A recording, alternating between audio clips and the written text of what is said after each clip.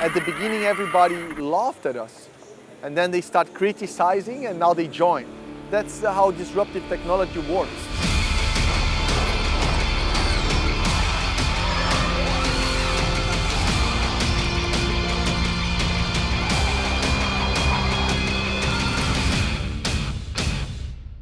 There was absolutely nothing.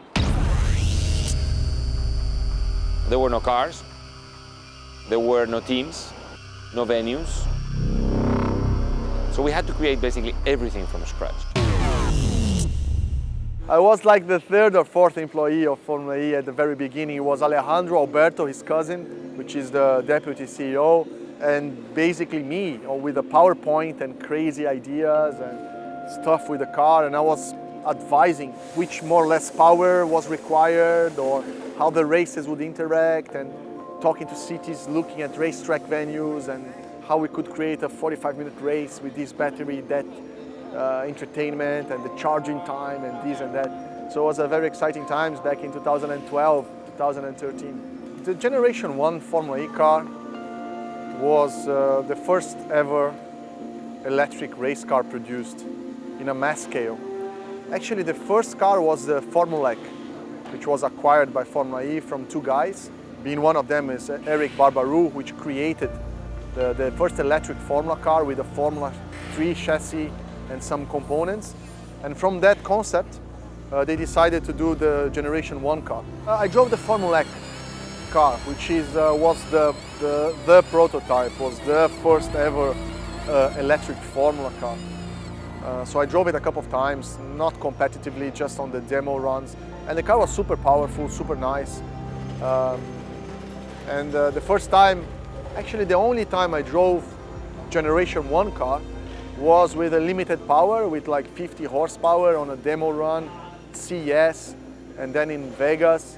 And it was, well, I couldn't tell much because it was very limited on power. I just saw the design was quite cool. The car looked good, it looked differently, and I was quite excited to be part of it. That was just the beginning. And there was always a question mark of how much power was the minimum that could create good racing, how you fit the battery in the car, and so on. And I think the key point was to do it with two cars.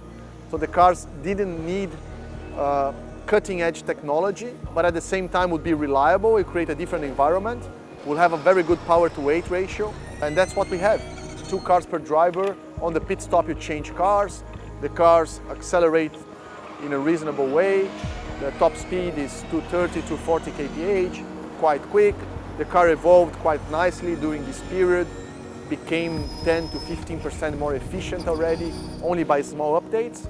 So I think the Alejandro approach, together with the technical guys, together with FIA, to build the Generation 1, slightly conservative in terms of design, but very innovative in terms of using electric power, fit perfectly the requirements that Formula E needed for these first 4 years. So Gen 1 was a breakthrough. Okay, Motorsport, it's going electric. There is no noise. Will the fans like it?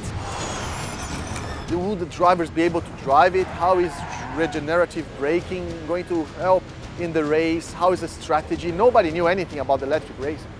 So that was, the idea was the breakthrough. The overall philosophy and architecture of the car, not really. They took a combustion race car, took out the fuel tank, put a battery, took out the combustion engine, put an electric motor. So the overall architecture and philosophy of the car is not revolutionary at all. There could be much further steps to be made in terms of technology, in terms of concept, but the Generation 1 idea and application of that idea was really something that we're going to look in 20 years' time as the defining moment that motorsport switched from fossil fuels to electric, and nobody will ever forget that. It's always a risk and reward. You can take a lot of risk with the walls, but if you do a small mistake or if you miscalculate a little bit, it can be a big crash. This car, I tell everybody asks me, but the car is not the best car to drive. How can it be that you enjoy it so much? I enjoy this car because the car is purely manual. The car is not the most advanced in technology. The car is not the quickest I ever driven. I drove Formula 1 cars, I drove LMP1 cars with 1200 horsepower, four-wheel drive, 360 kph Le Mans speeds, and I drove every car, GTs, Formula 3, Formula 2, everything. And Formula E is the most difficult one. It's unpredictable. The tracks are very, very narrow, very difficult to drive. The car, you have to shift the brake balance pretty much every lap, and it's not controlled by any computer like LMP1 cars or F1. You have to do it manually.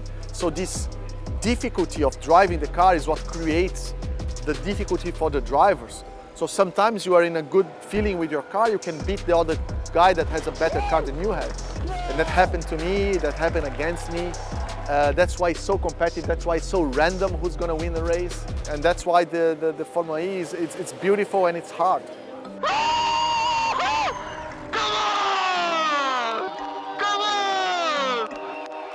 So this Generation 1 car was the first step towards an electric future. And then we can see how quickly the technology is evolving right now. It's unbelievable what Generation 2 car can do, but it's still conservative. And I hope Generation 3 goes really into the future.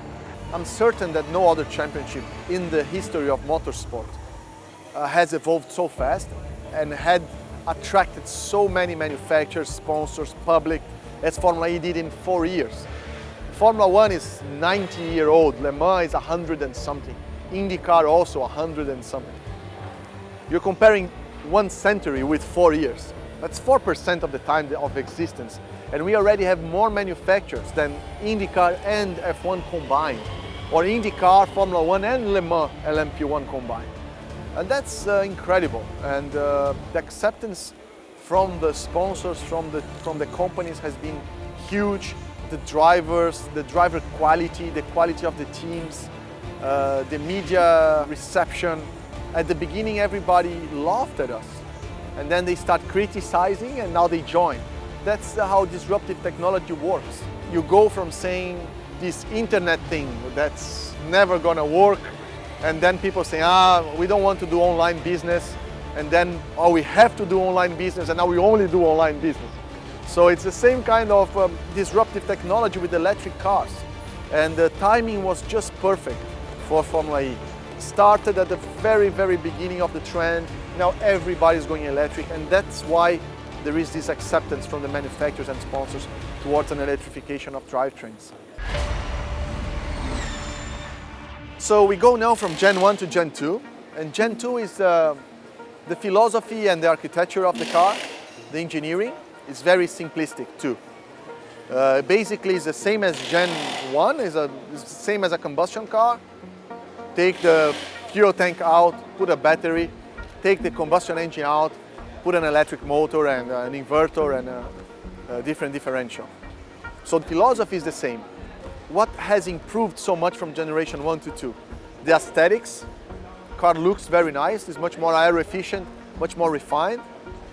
Power, it has 25% more torque and power, so we'll go much faster. And the key point, the battery is much better.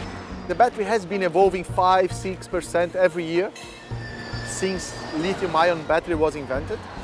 So this battery is already almost 25 to 30% better than when we created Gen 1.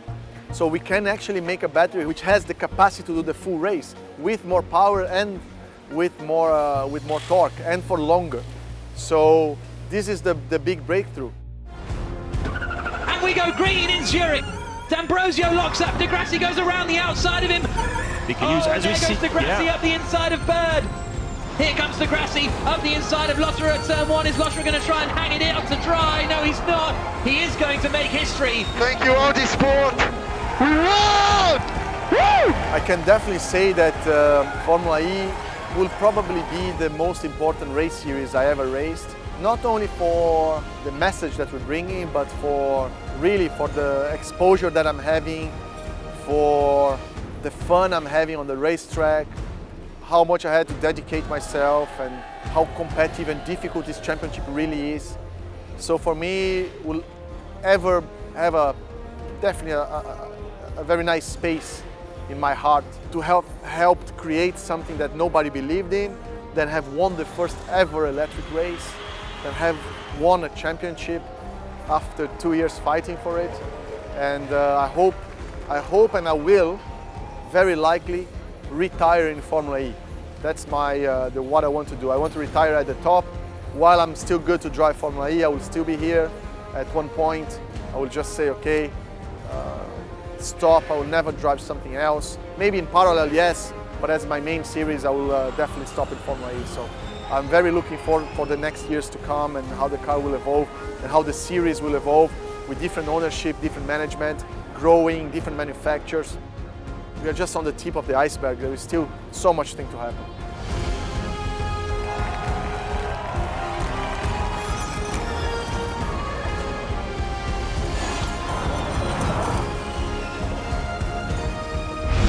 For weekly Formula E videos, click subscribe on the left-hand side. To watch the next one, click the icon in the centre and remember to hit the like button and leave your comments down below.